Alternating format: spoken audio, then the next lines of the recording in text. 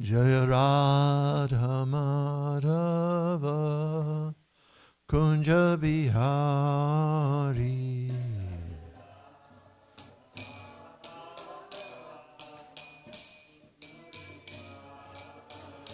Jaya Radha Madhava Kunja Bihari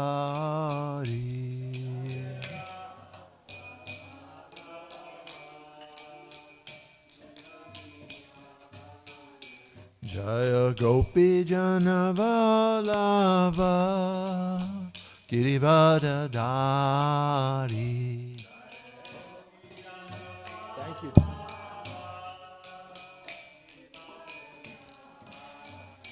Jaya Gopi Jana Vallabha Girivada Dari.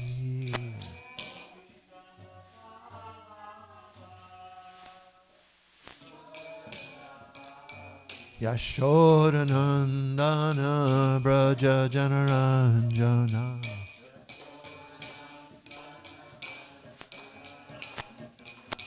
Yashoda Nandana Braja Janaranjana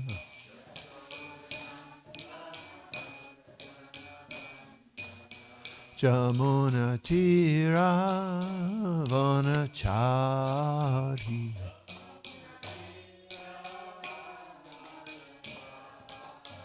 Jamuna Tira Vanachari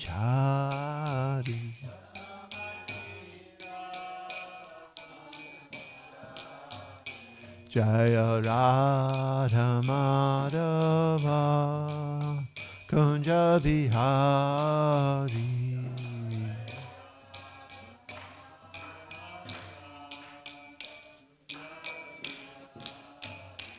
Jaya Radha Madhava Kunja Bihari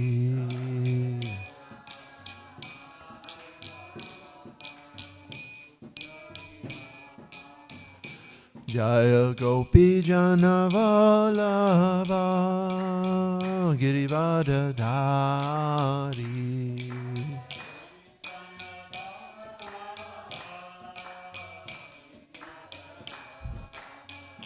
Jaya Gopi Jana Vallabha Girivada Dari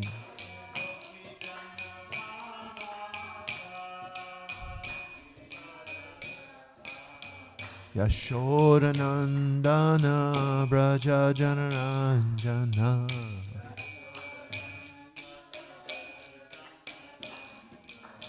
Yashoda Nandana Braja Janaranjana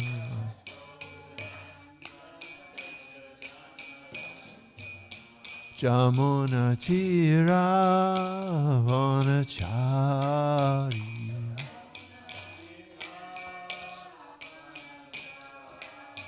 Jamuna Tira Vanachari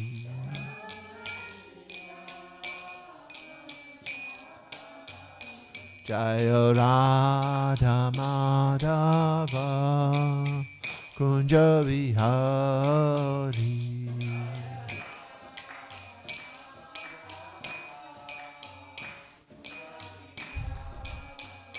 Jaya Radha Madhava Kunja Bihari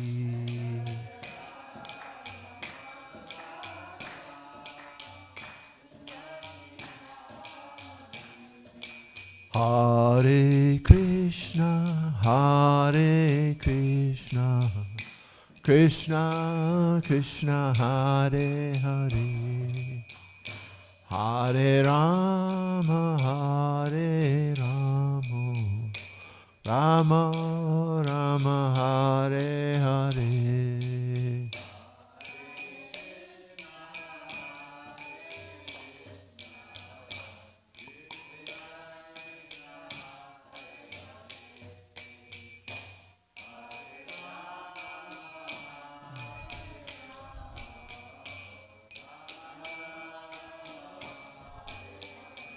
Prabhupada, Prabhupada, Prabhupada, Jaya Jaya Prabhupada.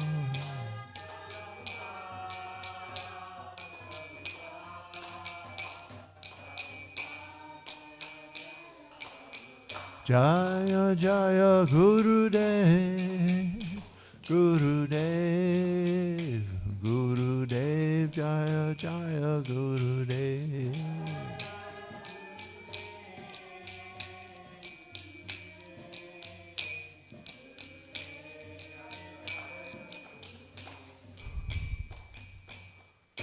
Nitai Gaura Premanandi.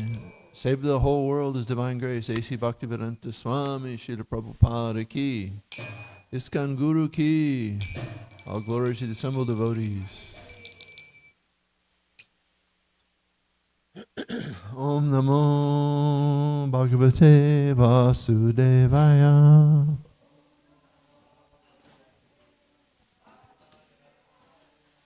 Om Namo Bhagavate Vasudevaya.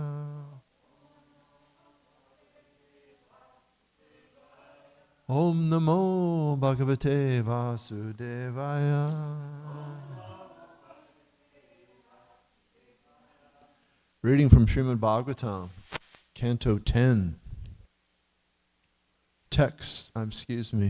chapter 36. Text number 1 through 5. So 10, 36, 1 through 5. Arista Sura. Is anyone ready to read? Are you ready? All right. Start us off, whoever's ready. Is one up there? Okay. Y'all are ready. I'm trying to find my way. Okay, I'm good. Text 1. Shukadev Goswami said, the demon Arishta then came to the cowherd village, appearing in the form of a bull with a large hump. He made the earth tremble as he tore it apart with his hooves. Arishtasur blowed very harshly and pawed the ground, with his tail raised and his eyes glaring. He began to tear up the embankments with the tips of his horns, every now and then passing a little stool and urine.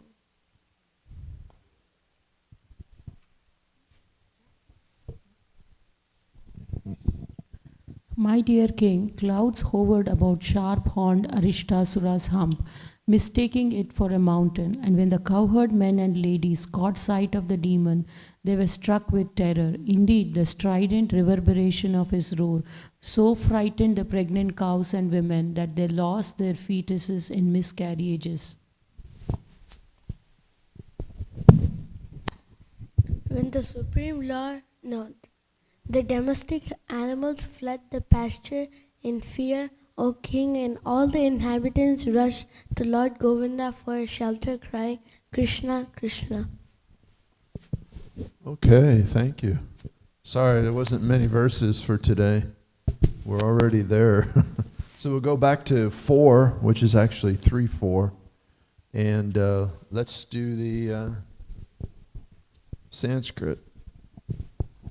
Okay. Yasha niragantenaga Nishturena gavam nirnam Patanti aklato garbaha Sarvanti sma banyena vai. I guess we should do both. Nirvisanti ganayasya Kakudi akchala sankaya Tam tikshna singam udviksha Gopya Gopascha Tatrashu Yasya Niranga Nitinyaga Nischurena Gavanirna Patanti Aklato Garba Sarvanti Sma Bhavena Vai Nirvisanti Ganayasya Kakudi Achala Sankaya Tam Chikshna Sringam Udvikcha Gopya Gopascha Tatrashu. Please repeat.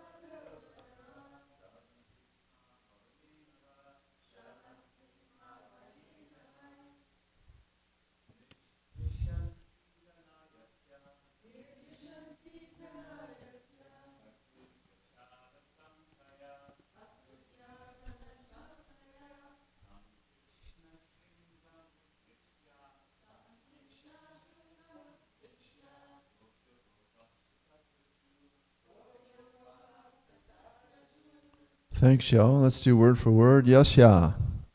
Whose? Nirhadritena. By the reverberating sound. Anga. My dear King Pariksit. Nisturena. Rough. Gavam. Of cows. Nirnam. Of humans. Patanti, fall.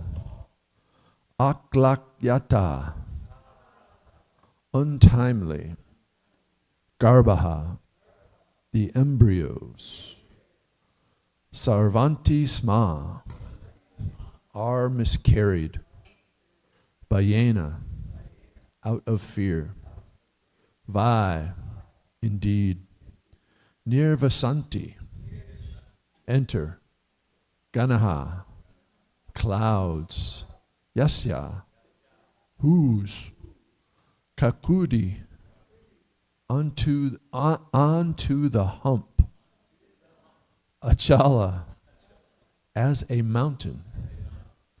Sankaya, by the mistaken identification. Tam, him. Tikshna, sharp. Shringam, whose horns. Udviksha, seeing. Gopya, the cowherd women. Gopa, the cowherd men. Cha, and. Tat, rasha, became frightened. Translation and purport by the followers of His Divine Grace. Srila A.C. Bhaktivedanta Swami Srila Prabhupada Ki. My dear King, clouds hovered above the sharp-horned Aristasura's hump, mistaking it for a mountain. When the cowherd men and ladies caught sight of the demon, they were struck with terror. Indeed, the strident reverberation of his roar so frightened the pregnant cows and women that they lost their fetuses in miscarriages. Please repeat, my dear King, clouds hovered above the sharp-horned Aristasura's hump, mistaking it for a mountain. And when the cowherd men and ladies caught sight of the demon, they were struck with terror. Indeed, the strident reverberation of his roar so frightened the pregnant cows and women that they lost their fetuses in miscarriages. Purport. The Vedic literature categorizes miscarriages as follows. Achurahad bhavat sravaha pata panchama saschaya ata urdvam prastista syat. Quote, up to the 4th month, a premature delivery is called shrava. In the 5th and 6th months, it is called pata. And after this, it is considered a birth. Prasuti.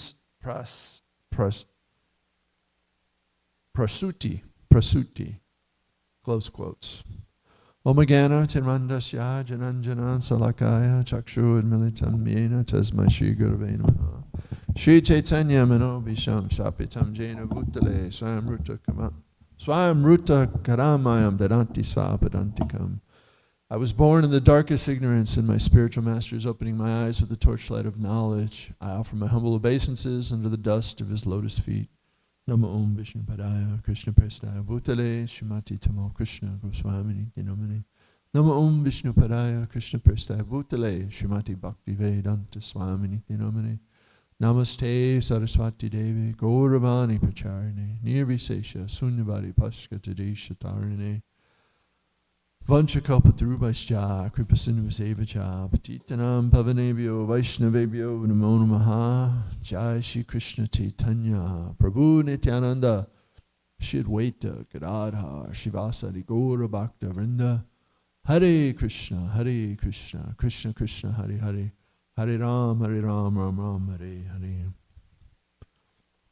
So welcome everybody that's here. Thank you for coming, and anybody that's listening online, thank you for listening in. We have a very, very auspicious day today. Let's just review that real quick before we talk about this fascinating verses. Today is the 29th of July, Wednesday. It is Guru Purnima. This is Srila Sanatana Goswami's disappearance day. It's the first month of Chaturmas. Does everybody follow Chaturmas? Some, yeah, we try to. Green leafy vegetables. Fast from green leafy vegetables for 1 month. So we also have the disappearance day of Bhakti Charu Swami. And his picture's here in front of Srila Prabhupada. And today's his disappearance day.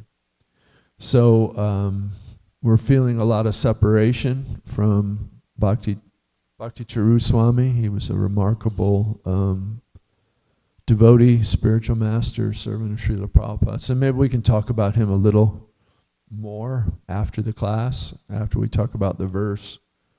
So if anybody wants to think about anything they have to say about him, if they were fortunate to know him. What an amazing verse today. Another demon is sent by who? Who sent the demons? Kamsa, right. And this seems to be one of the, there's two kinds of people, right? There's Sura and Asura, right? So the Asuras mean demon. What does Sura mean?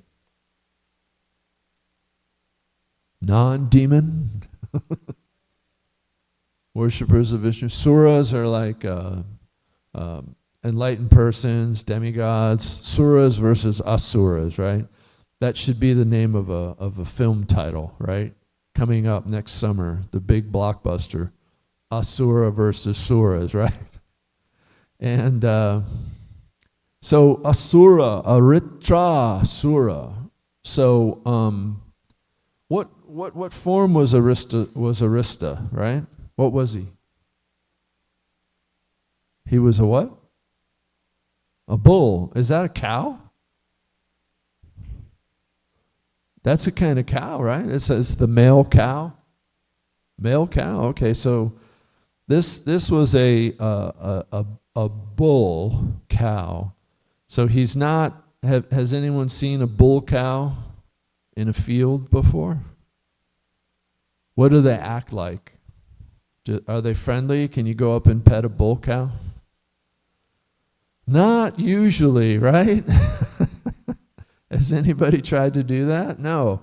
In a field with cows, sometimes there is a bull cow, and usually he's almost doing what Aritrasura is doing, right? Aritrasura is snorting. He's frothing at the mouth. Have you seen cows do this? Has anyone ever seen this? Yeah. Cows can get very upset. Even female cows can get really upset when like their baby's being taken away from them, when their calf is being separated, or they're trying to separate the cows from each other. They can get very upset. I saw this at Radhanath Prabhu's, Kalachandji's farm recently, and the cows got very upset, and some of them broke through fencing. Some of them jumped over fences. So we really think cows are just quiet, domesticated. They're very loving, but in Kali Yuga we can see that cows have a lot of potential for feeling. They're deeply feeling animals. And if you ever go spend some time with them, you can start to realize that. So Aristasura is a demon, right, in the form of a bull. And he's sent by Kamsa to do what? Kill Krishna, to hurt people, to take out Krishna and Balaram. And he has a giant hump. So what kind of have you all ever seen the different kinds of cows? There's cows that sort of have a flat back, and they just. But there's other cows. Have you seen them? Like they have a giant hump, and you'll see these at Govardhan, right? You'll see them in Vrindavan sometimes, right? Maybe here. Has anyone seen them in this country? The cows with the big, they call them Brahma cows sometimes, maybe Brahma cows. And so they have this massive hump. Okay, so let's understand who Arista was. He was not only had a giant hump, on his back. He was also a giant bull cow, right?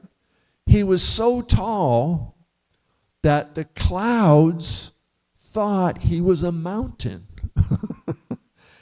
Clouds are floating around, right? And what do they do when a cloud floats around and it sees a mountain? It'll go and hang out at the mountain, right? The clouds will form around the mountain. You look up and you say, oh, there's clouds up there around, and you can see the tip of the mountain sometimes, right? Sticking above the clouds. Or sometimes the clouds obscure the whole mountain, right? The top of the mountain. This is how big Aristasura was. Did y'all realize that? How tall and huge he is? And so the clouds mistook him for a mountain. Who trembles? Who trembles when Aristasura is jumping around? The earth. The earth trembled. Not to mention what's going to happen to the cowherd men and ladies. They're going to be in terror. Terror. Abject terror. That's like getting a little beyond concerned, right? That's a little bit beyond fearful. We're talking about terror. We've got the earth trembling. We've got terror. And, okay, what is he doing? Aristasura is tearing up the earthen embankments. What's an embankment? Is that just like a little area next to the road? That's an embankment, right? Or the area that goes up to where the highway is? They call those embankments. But what's a real embankment when there's mountains and giant hills around? We're talking about a big area, right? An embankment is like leading up to a mountainous area. It's a big area.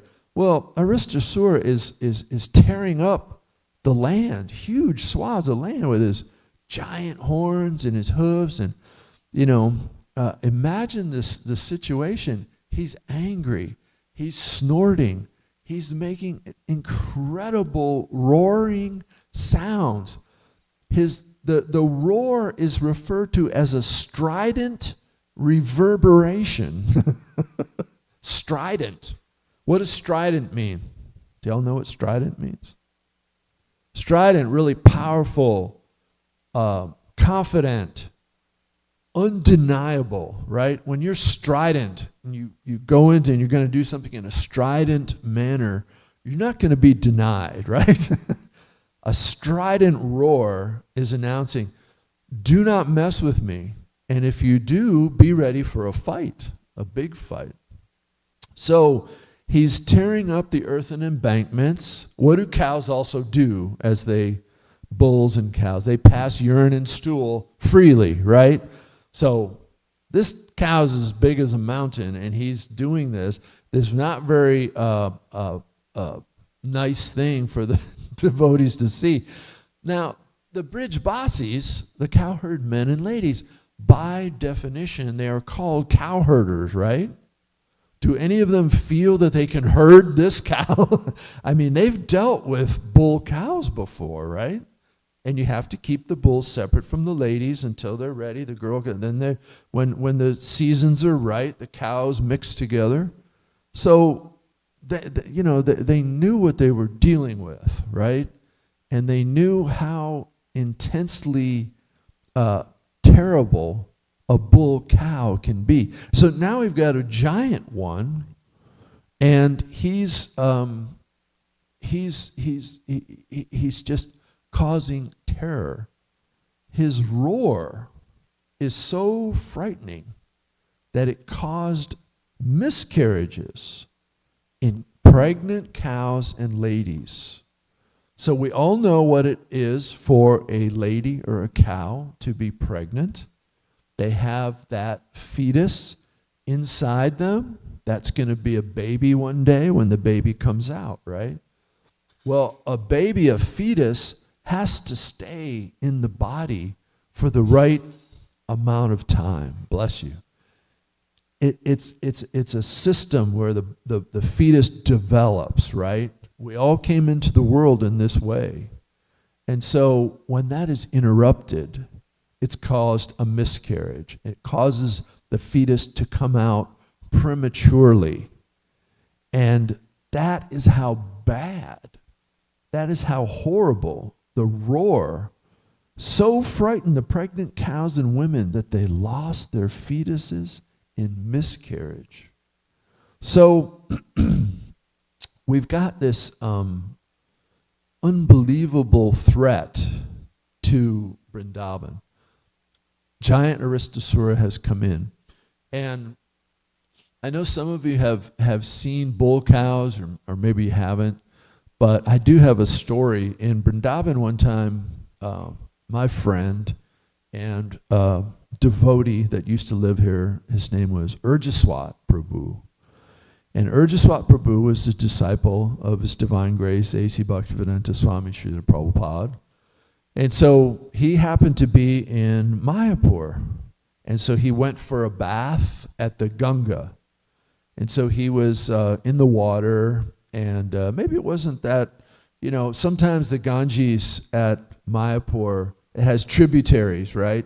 And there's little areas off the main river part. It's not the free-flowing, heavy-duty flow of the river. And so he was in one area like that. He was chanting his Gayatri.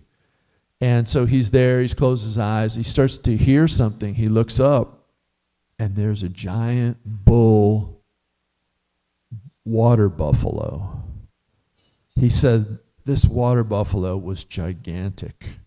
And he's looking at Urjaswat Prabhu as he's chanting the Gayatri, and he's getting angry. This giant water buffalo begins to snort and get angry and push his hooves in the ground, just like Aristasura, right? There's horns, and they're angry, right? And this thing's going to charge him.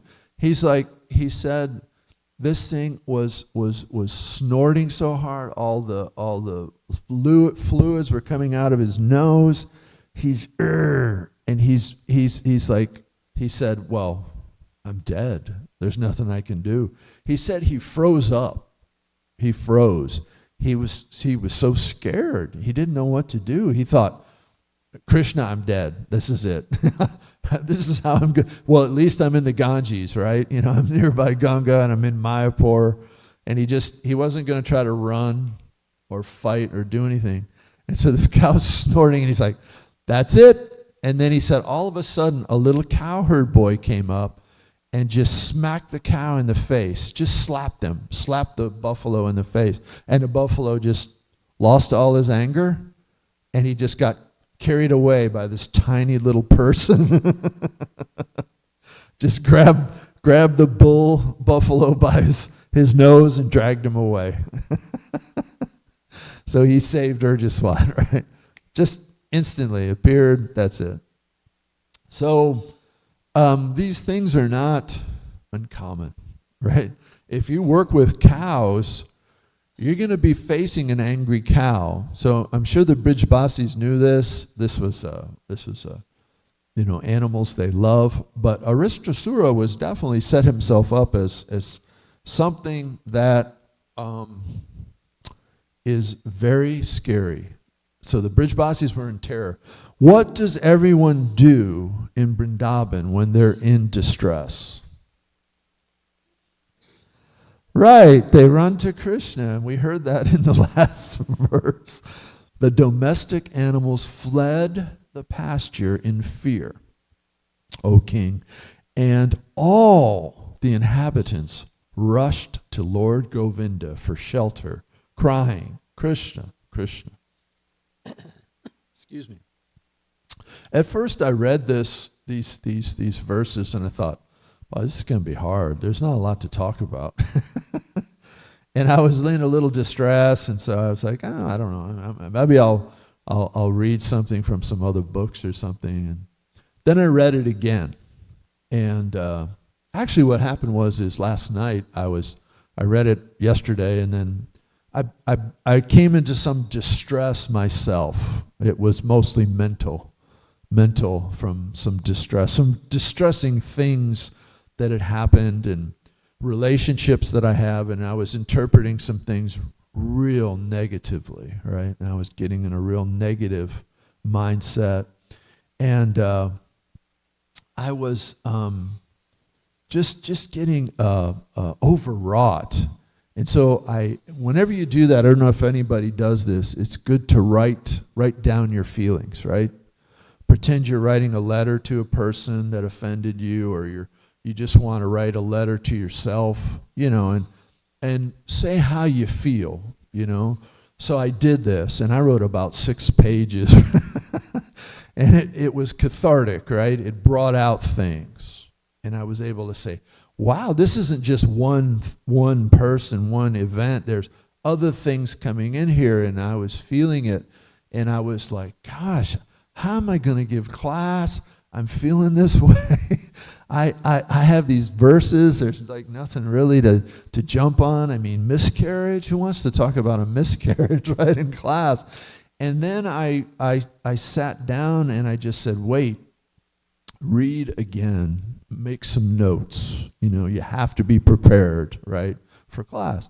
So when I read it again, it was like I was almost figuratively taking shelter of Krishna, saying, well, I don't feel so good. I'm in distress, mental distress, but I'm going to read the Bhagavatam, and I'm going to try to make some notes and try to understand this.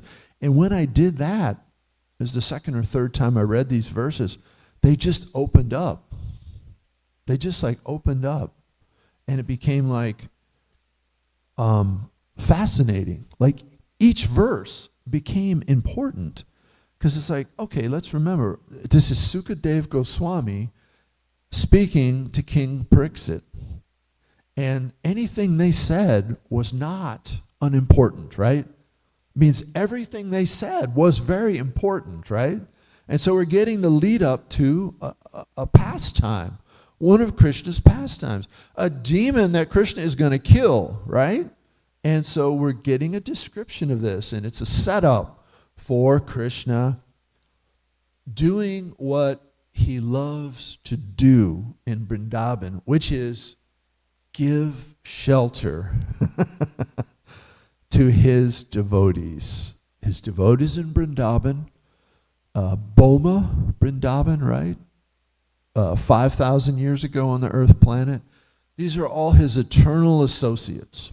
And these eternal associates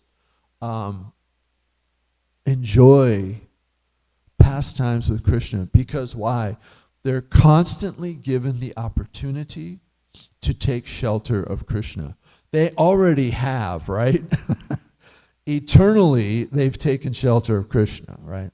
They don't fall down the way we did. They're eternal associates of Krishna. But their example is there to show us that we have to take shelter of Krishna.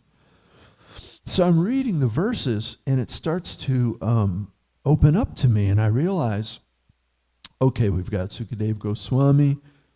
This is pretty scary. This giant bull, Aristasura, bellowed very harshly and pawed the ground with his tail raised and his eyes glaring. He began to tear up embankments with the tips of his horn, and every now and again passing a little stool and urine. Has anybody been upset in this lifetime the way Aristasura got upset? Yeah. Sadly, it's a little too frequent for me that I would get this upset. So when you become a devotee, you begin to say, wait a minute, is there a better way that I can interact with other people? Is there a better, especially with devotees, especially maybe with family members, that it's not so good to get frothing at the mouth angry. So we have an example of an asuric behavior. And so I started to think to myself, this is very instructive. I've been working on this, but I have further to go. And Krishna's example, Krishna is going to defeat this demon's propensities. And this is what we want Krishna to do in our hearts, in our life. It's why we chant Hare Krishna, Shravanam, Kirtanam, Vishnu Smaranam, Padasevanam, right? So that we can go deeper and say, Krishna, I'm trying to get rid of these unwanted, ugly things in my heart, and I'm not doing so good sometimes. Will you help me? And Krishna is actually, that's what Krishna's waiting for. He's waiting for us to say, I can't do it. It's impossible. This material world is too difficult. And it's crazy. And what's going on in the world is crazy. Krishna, if I just take shelter of you, if I just acknowledge you in that way, you'll take care of everything, right? The Bridge Basis, they didn't say, well, let's go get our weapons, let's go form an army, let's get some giant ropes or something. What are we going to do? They said, Krishna will help us. They didn't even think, didn't even bat an eye. They just, Krishna is our shelter. Do we feel that way every day in our lives? When we encounter difficulties, aristasuras in the form of bosses, bad drivers, sometimes our own family members when they're on some power trip or they're acting stupid, right? How do we respond to that? It's like, well, yeah, we have to deal with things in the material world, but really not just philosophically, but as a practical matter, we should take shelter of Krishna. And I think that's what it means to be Krishna conscious, right? That all day long, every day, most of the day, you're thinking, how do I take shelter of Krishna? It's easy when you get up in the morning, you go and chant, you go to the temple, we come for arti, but we leave the temple, and then Maya, right, attacks. And we know we should be doing something better, chanting more, reading more, doing devotional service. What are we doing to spread the movement, right? What are we doing to do Harinam? What are we doing to do book distribution? What are we doing to for prasadam distribution? So we do plan things, we do try our best, but it's easy to get caught up in the day-to-day activities of life and not really think, what am I going to do today? What am I going to do right now, this minute, right? To take shelter of Krishna. We don't realize the material world is actually like a giant aristasura. It's like that. When we go out in it and think we can just do anything we want. We can and we're just going to thrive, right? Guess what? It's a dangerous situation. And that bull's tail could just knock you out. What to speak of his horns? If he were to bite you, if he were to just roll on you, you're dead. He'll trample you. This is what's going to happen in the material world. And we see it happening, right?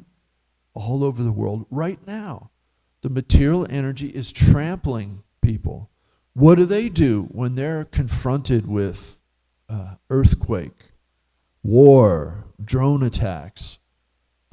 This is literally happening for millions of people in the world right now. They're suffering.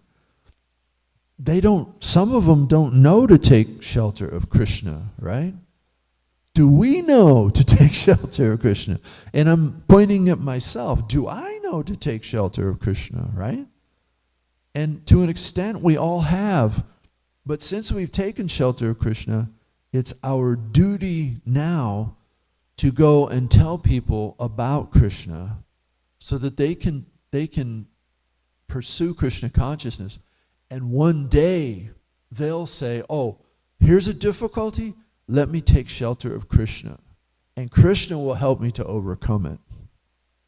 Instead of me always thinking, oh, I did this. Oh, I will overcome this problem. I will overcome this difficulty. It's just waiting. Every one of us has Bhagavatam at home, right?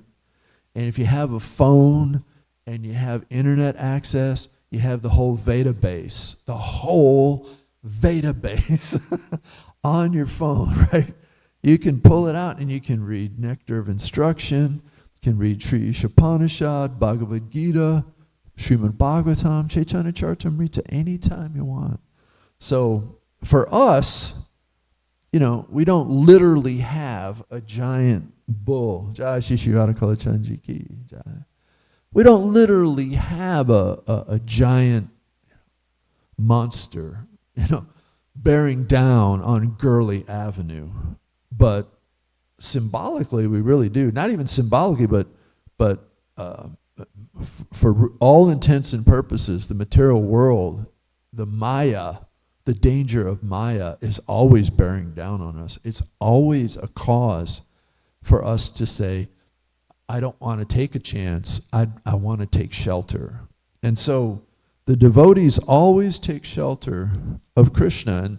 And that's why they're an example, right? The Brijbasis. And I just made some notes about taking shelter of Krishna. And, my questioners, I like to ask the kids questions. So I'll ask Rajeshwari, who is Krishna, Rajeshwari? He's God. Yeah. What does that mean? We have a nice term we use, the supreme. Your dad already knows. I just want to see what you know. Okay. He's the supreme personality of Godhead. Right. He's God. That's a great answer. He's God. How do we interact with Krishna? What are the ways we can interact with Krishna? It's like, wait a minute, he's God. He's in heaven or he's in the spiritual world. How do we interact with God? Well, just right now, the curtains have parted and there's one of the ways we interact, right? If we have faith, right? Do we have faith that Kalachanji is God? Yeah. I do. All of us do. Sadly, does the whole world have faith that Krishna is God? Well, that's why we're trying to go out and tell people about it. So the deity is there, right? The deity has appeared to let us interact with him in a very physical manner, right? We can touch the deity. We can bathe him. We can cook for him. We can do arti for him. Isn't that nice? Kalachanji has appeared with Radharani, because Krishna's never alone. I was listening to a pastime last night. A devotee was talking about how he was asked to clean the temple, and it was a very simple temple, and he had to move Radha and Krishna off their stand to clean. But then there was an emergency, and he had to go and run away, and he left Krishna far away from Radharani, a little in a different part of the altar or the room. And so Prabhupada came in for darshan, and he sent someone and said, why are Radha and Krishna like a mile apart, He was not happy. And so the devotee said, well, they came to me, and I said, well, Prabhupada, he had to go to Prabhupada and give an answer, and he said, well, Prabhupada, and he gave the name of a devotee that had come and pulled him away, and Prabhupada is like, oh, so we should just throw them in the street? And he said it just really affected him, and so he said that Prabhupada, the devotee was really upset because he had messed up, So Prabhupada said, he said, Radha and Krishna are never apart. They are never apart. And so he said, yes, Prabhupada, yes, Prabhupada. And then Prabhupada smiled and said, it's okay, it's all right. But it's like that for us. We're lucky. We always see Radha and Krishna together, right? They're always together. And we know that when, there's more esoteric understandings of Radha and Krishna being in separation sometimes. But even though they're separated, it's part of their exchange of love. So they're actually never really apart, right? But I just wanted to make a comment. I'm sorry for the long story for why this is, that we're so fortunate. Do you ever feel that way? That not only do we know who Krishna is, we know who Radharani is, right? I mean, the whole world knows who God is, right? And they have their opinion of who God is. And then amongst many people, they might know who Krishna is. But do they all know Radharani? You know, the most exalted devotee of the Lord, right? And you know, our Istadeha, right? Radha and Krishna, Radha Kalachandji. So there's the deity. What's the other way that we interact with Krishna? That we can interact with Krishna? There's the big one. It's right here. Prabhu's doing it right now. He's interacting with Krishna in the form of the holy name, right? Hare Krishna, Krishna Krishna, Hare Hare, Hare Rama, Rama Rama, Hare Hare. These are ways we literally take shelter of the Lord by chanting His holy names, by seeing the deity, by worshiping the deity. I thought of another way. Anybody else want to say how else we interact with Krishna? The whole basis of the class today, right, was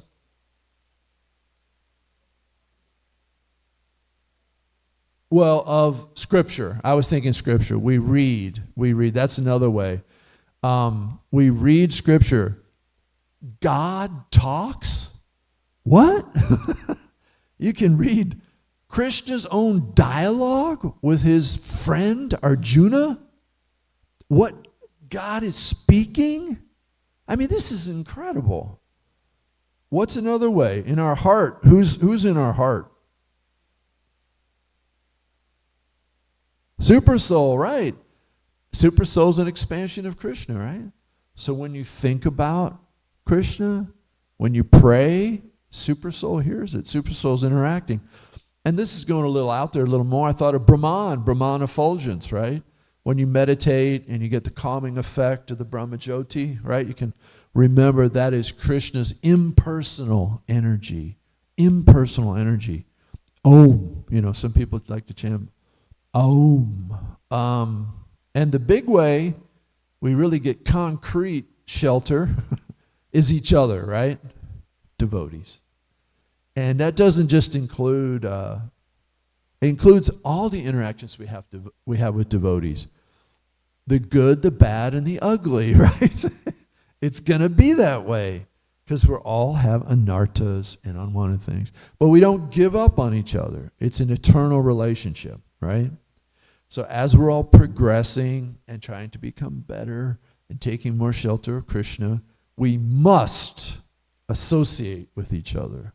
We must treat each other with great respect because each one of us is anudas of Krishna, right? We're all Krishna's servants. I read a remarkable thing, the Bhagavad Gita. It's in chapter 6, text 20 through 23. The purport points out that actually everyone serves Krishna all the time. Some of us just know that there's spiritual. We can serve the spiritual form of Krishna. But even if you don't know that, you're going to serve the material energy. And who created and controls the material energy? Krishna. But that's not the way we want to serve, right? We don't want to serve Maya. We don't want to be Maya's lapdog. We want to be Krishna's servant. Much better position, right? Because in the material world, it's really difficult. Hare Krishna Rajeshwari, I'm sorry if I hope I didn't upset you with my question. Please forgive me before you run out of here. So thank you. Oh, have fun today. Go to camp. All right. Thank you so much. So it's so amazing to think of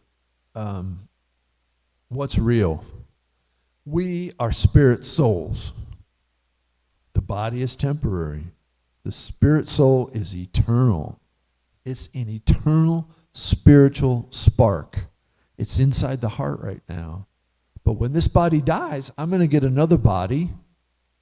Or I would rather go back to Godhead, right? And not have to take another material body because we have a spiritual form, which is eternal. Wow. Not only are we a spiritual spark, but that spark has a form that interacts with Krishna in the spiritual world. And so I think, for me, the more I can try to remember that every day through my chanting, reading, associating with devotees, and not getting discouraged, right? Don't get discouraged. I mean, you're going to get discouraged, but how do you deal with it? Don't let it overwhelm you. Don't be overly sad. Don't become depressed. And if you ever feel that way, just remember Krishna, right? I experienced that last night. And all I had to do was read a couple verses, and it all came back to me. So it really is progressive, right? We progress. And anything we've got to, any level we get to, I'm down here, real low level, but any level you got to is yours eternally. You can always rely on it. And whenever you go off, or you go off the deep end, or you mess up, or you get too sad or too upset, just remember Krishna, and you're right back where you left off. So it's a wonderful thing, isn't it? We're so fortunate. So 8:29, I don't know if I should have stopped a little earlier for questions, but I think we got some time. Comments or questions, anybody?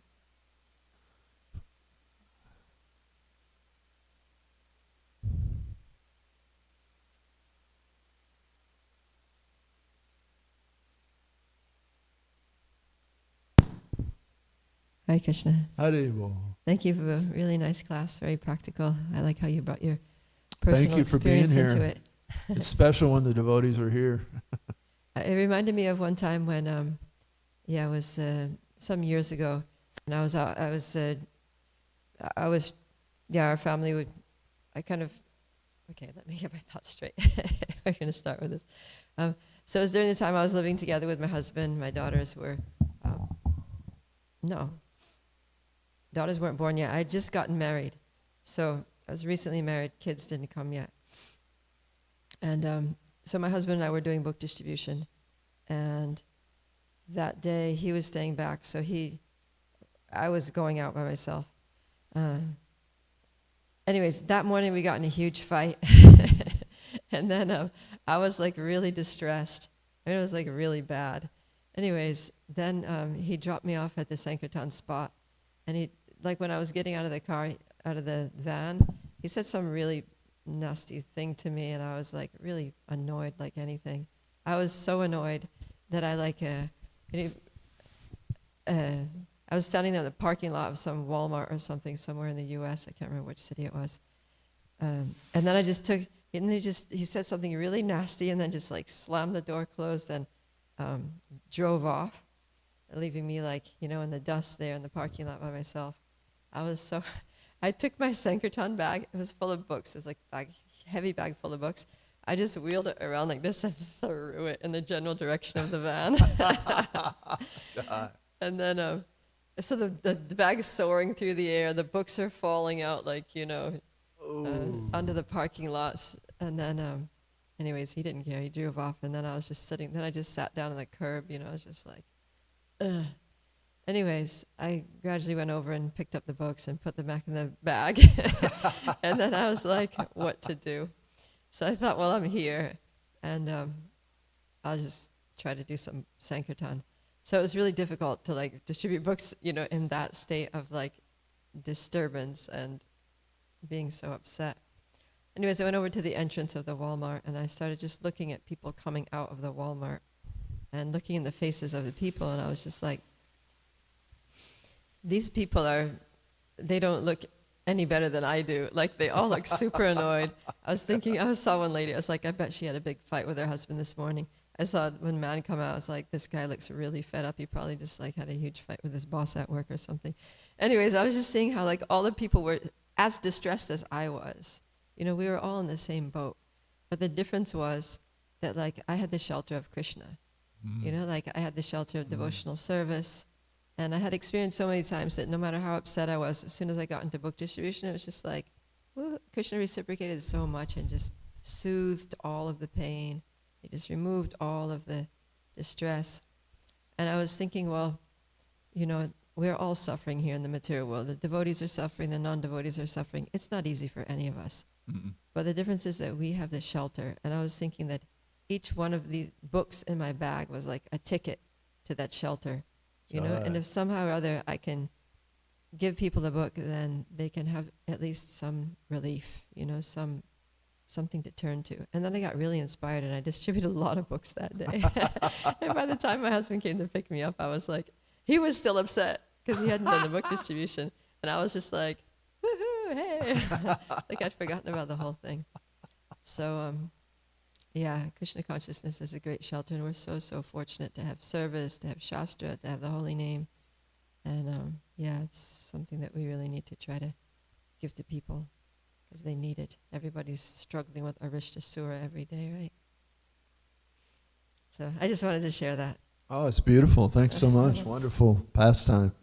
I was thinking, and I try not to see with the eyes of, see through the eyes of Scripture, which doesn't see male, female. But the reality is, in the material world, we have different bodies.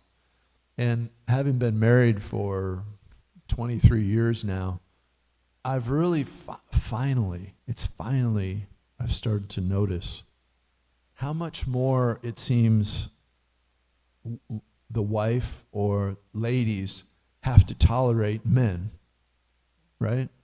Because men have the testosterone, they have to be in control, they have to say that, and there must be, I've heard it said that that souls in women's bodies surrender more quickly to Krishna. Is that because they've had to take so much abuse from men for so long? And it seems to be not to fault Krishna or anything, but it's just that's the material world. Like, and so for men, it's like I was thinking of your husband and myself. Maybe for us, it does take longer till we get put in a situation that ladies are typically put into much earlier, and they learn how to deal with an overbearing, difficult person, and how to surrender in that situation, especially when they have Krishna, right? And so for men, it may take a little longer. We have to have some outside force, get on us the same way we've been getting on, you know what I'm saying?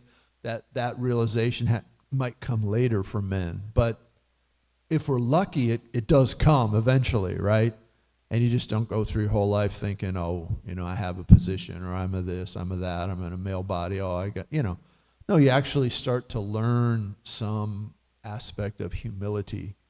Because to me, what I heard in the story is you were given an opportunity to respond in a humble manner, and you did, right? And you took shelter of Krishna and book distribution, and you came back, and you were already past the problem. And your husband had carried it in his head all day, So then that leads to like heart disease and more stress. And it's not good for the body, right? So the more we can give that up. But I'm sorry, just to mention that. I don't know if that helps or not, but I know it helped me. So thank you for telling me, because I've been your husband, many times. So hopefully I'm learning not to be more. I'm less like that, So thanks for sharing. That was a really wonderful story.